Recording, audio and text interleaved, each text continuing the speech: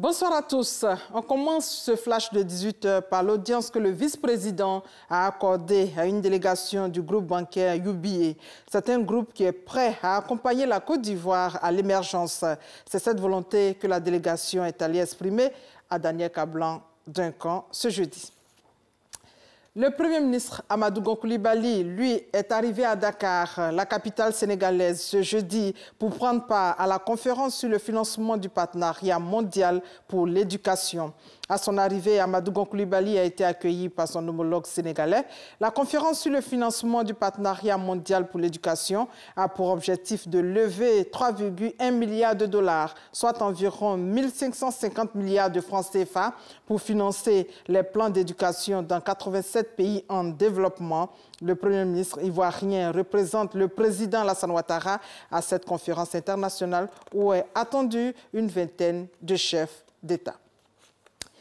Ici, à Abidjan, le ministre Hamadé Kouakou annonce une réhabilitation générale de la voirie à la Riviera. Mais pour mener à bien le projet, les emprises seront dégagées, les occupants de l'espace seront déguerpis. Reportage Jean-Luc Bangbo. Riviera Palmeraie, dans la commune de Cocody.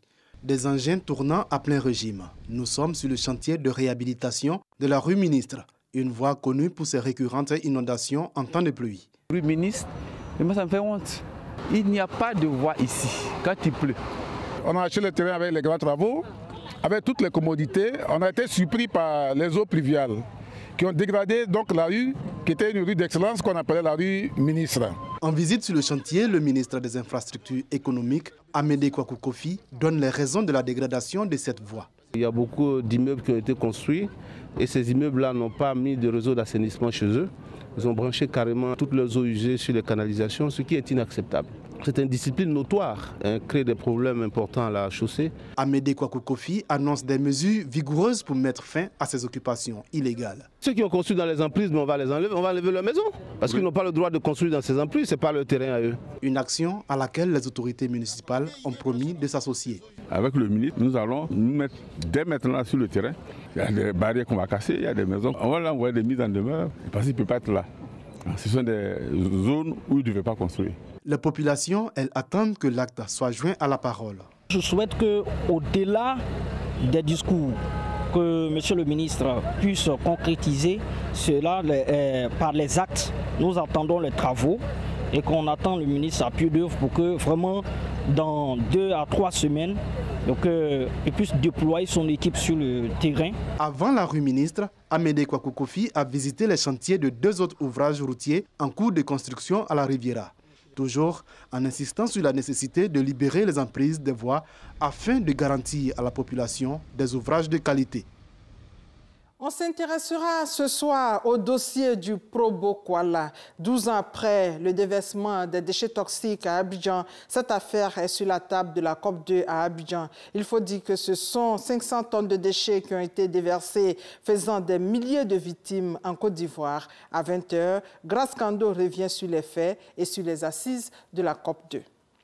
En Afrique du Sud, à la suite d'une coupure d'électricité, 950 mineurs sont bloqués à 1000 mètres de profondeur dans une mine d'or. C'est une tempête qui a provoqué la coupure d'électricité.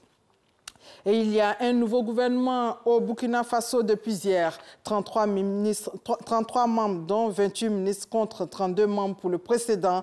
Remaniement ministériel, mais les pronostics qui prévoyaient un départ de Paul Kabatieba à la tête de la primature ont été déjoués. Le président Roch Kaboré a renouvelé sa confiance à l'actuel Premier ministre.